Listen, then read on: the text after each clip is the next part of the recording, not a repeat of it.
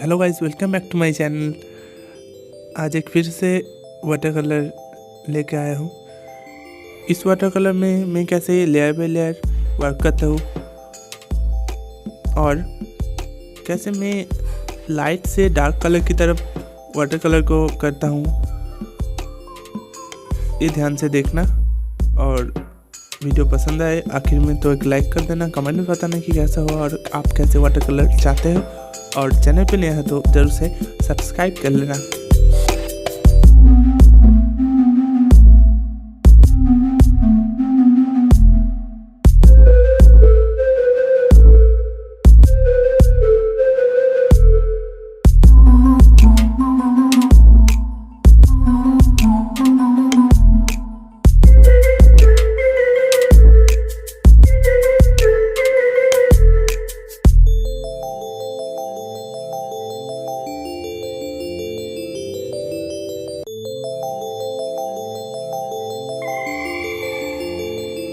Any ideas?